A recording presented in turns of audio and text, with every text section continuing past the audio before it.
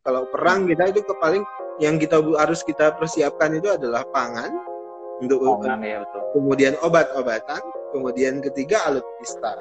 Jadi duta politik itu tidak boleh harus pinter politik seperti Oke. kita ini pinter politik. Nah, stigma bahwasannya politik kotor itu harus dinegasikan, harus dipinggirkan. Dia kotor karena Anda semua yang merasa bersih itu nggak mau masuk di situ. Akhirnya dia jadi kotor. Oke. Kita lanjut ke isu yang berikutnya nih Mas. Ini terkait COVID-19 nih kan. Kemudian saat ini Indonesia istilahnya boleh dibilang ada di resesi, krisis ekonomi. Boleh di-share nggak Mas? Apakah ada efeknya dari COVID-19 ini terhadap belanja alutsista khususnya di Kementerian Pertahanan? Misalnya kemarin saya kalau nggak salah baca ada misalnya kerjasama dengan Korea Selatan kalau nggak salah yang jet tempur atau apa yang kemudian terkendala oleh COVID-19. Mungkin bisa di-share kali Mas.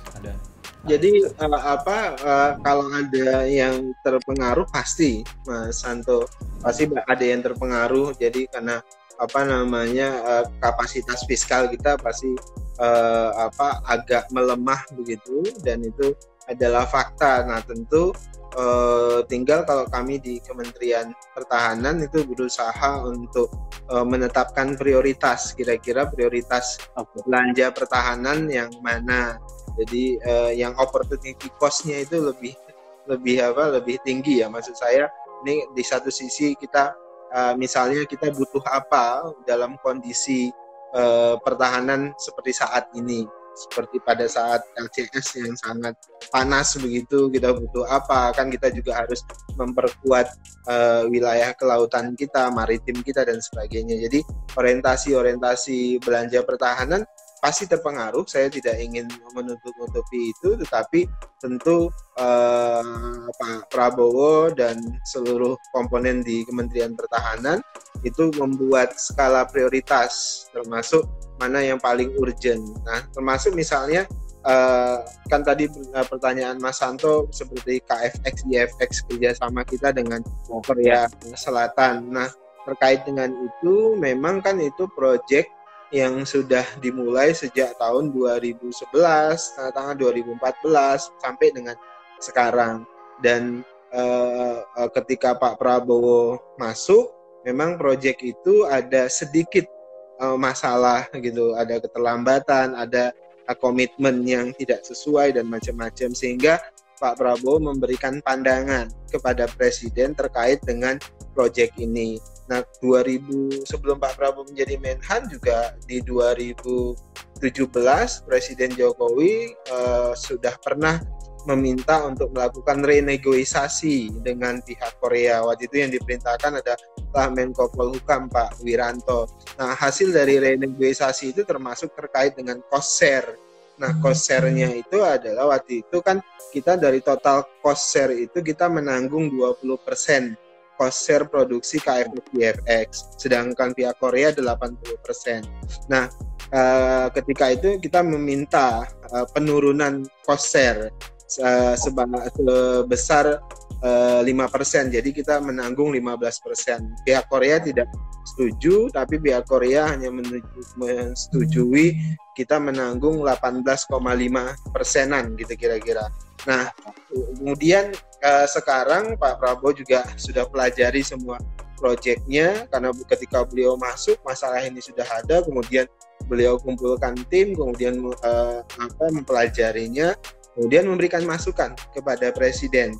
Salah satu masukan pentingnya adalah merenegosiasi ulang keberlanjutan proyek ini.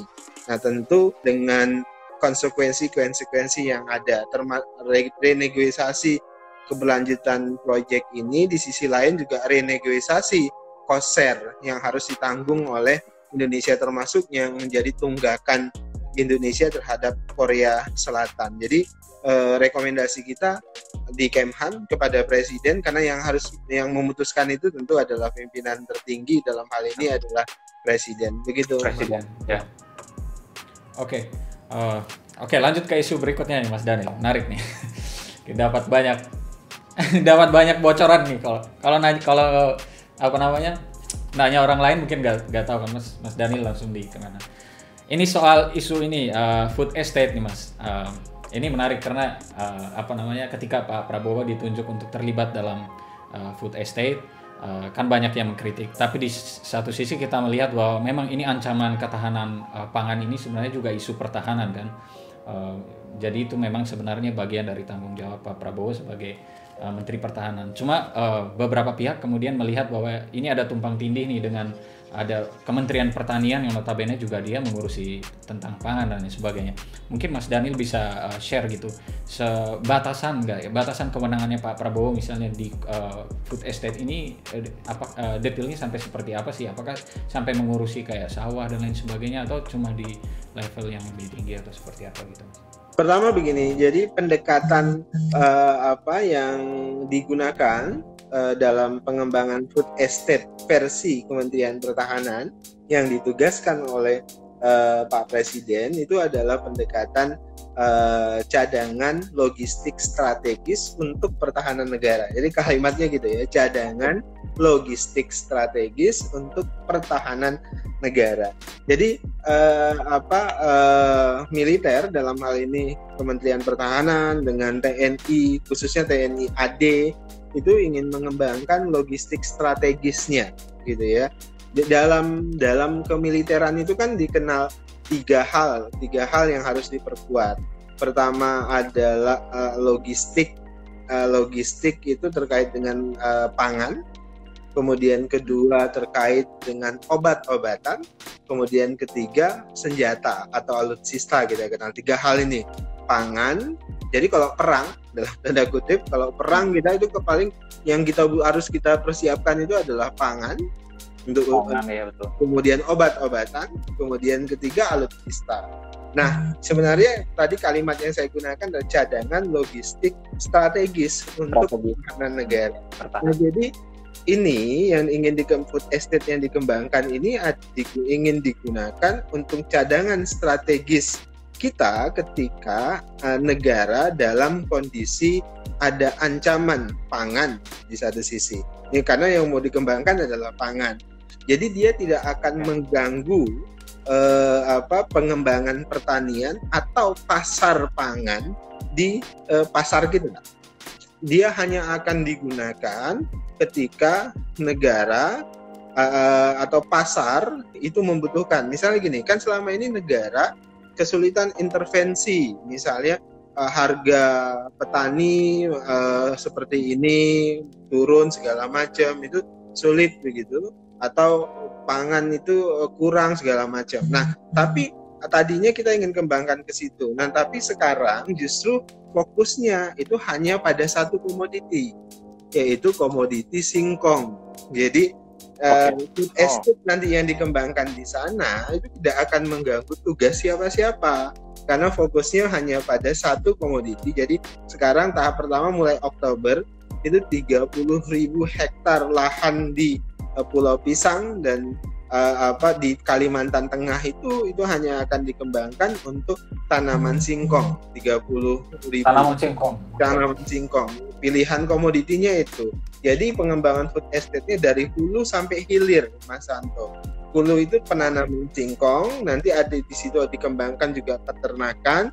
Nah, singkong ini kan seringkali konotasinya itu komoditi murahan, komoditi rendahan dan sebagainya. Nah, padahal singkong ini fungsinya, derifikasinya itu banyak sekali gitu. Jadi dari singkong kita akan kembangkan, misalnya ada tepung singkong gitu ya. Ada kita kembangkan, bahkan akan dikembangkan yang namanya beras singkong. Jadi ada beras singkong dan macam-macam. Jadi banyak turunan dari singkong ini. Nah, kita kembangkan dari hulu sampai hilir. Jadi di sini nanti ada peternakan. Ini yang disebut dengan food estate itu. Dia ada added value yang lebih. Nah, kemudian itu kalau pasar membutuhkan itu bisa digunakan. Kalau tidak, dia akan digunakan di lingkungan militer, di lingkungan Tentara Nasional Indonesia. Jadi sebenarnya dia tidak bertabrakan dengan tugasnya Kementerian Pertanian. Justru membantu tugas-tugas Kementerian Pertanian, sehingga misalnya gini, konsumsi dari tentara-tentara itu kemudian dalam kondisi normal itu tidak mengurangi supply atau kebutuhan di pasar. Jadi kita gunakan pendekatannya itu sebenarnya. Pendekatannya, catatan saya tadi adalah cadangan logistik strategis untuk pertahanan negara. Oke, nanti ada komoditas lain nggak? Atau cuma singkong aja? Sementara ini fokusnya di komoditasnya singkong, Mas Andi. Belum ada komoditas yang lain, termasuk peternakan ya, peternakan kambing mungkin. Tapi kita juga fokus tadi saya sebutkan turunannya, seperti tepung singkong, kemudian nanti ada beras singkong dan macam-macam. Oke, itu saya pernah baca sih Mas, katanya singkong di Indonesia itu masih diimpor, jadi mungkin ini salah satu hal yang menarik juga. Oke. Dan harga singkong itu nggak jatuh ya, petani kita kan. Oke, ya betul.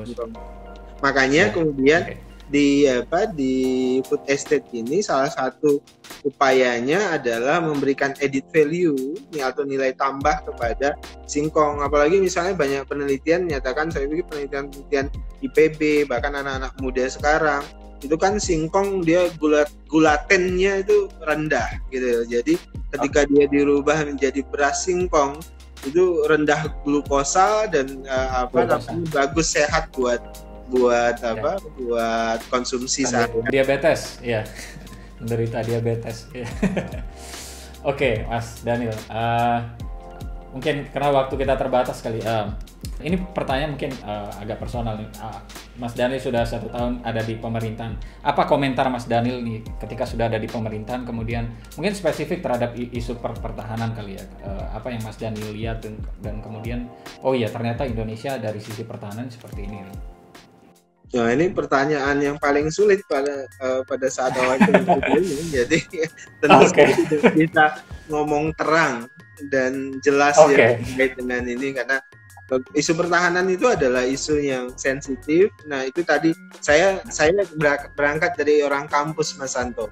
Saya dosen, kemudian tiba ASN, bahkan pada situ dosen, kemudian tiba-tiba saya juga mantan ketua umum Ormas gitu ya, kemudian pernah kemudian diajak masuk politik oleh Pak Prabowo melalui sebagai jubir beliau. Kemudian sekarang tiba-tiba masuk di Kementerian Pertahanan juga sebagai jubir Menteri Pertahanan. Itu lingkungannya semuanya beda-beda. Lingkungannya sebelum saya itu semuanya bebas menggunakan narasi, menyampaikan banyak hal. Sedangkan di Kementerian Pertahanan banyak hal yang tidak bisa saya ucapkan. Kalau anak Medan bilang payah cakap, kira-kira gitu. Jadi banyak hal yang tidak bisa saya ucapkan.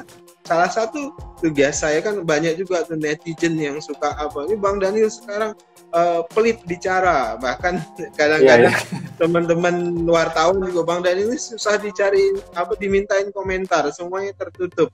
Karena memang salah satu tugas saya tentu adalah memilah dan memilih mana informasi yang perlu saya sampaikan kepada publik, mana informasi yang sama sekali tidak bisa saya sampaikan kepada publik. Kenapa? Ini terkait dengan pertahanan kita, termasuk misalnya kalau Mas Andu tanya, Bang Daniel sekarang alutsista kita gimana? Pertahanan kita gimana? Ini senjata kita kondisinya seperti apa? Itu pertanyaan-pertanyaan yang tidak mungkin saya jawab secara terang benderang. Kenapa? Karena itu terkait dengan kepentingan kita semuanya, apalagi kemudian berhadapan dengan negara-negara sekitar lain dan sebagainya. Jadi tugas saya relatif lebih berat bagi saya yang orang kampus sebenarnya, Mas Santo, itu pengen ngomong tapi tak terucapkan. Jadi akhirnya kalau orang Medan bilang biarlah pecah di perut, kira-kira gitu.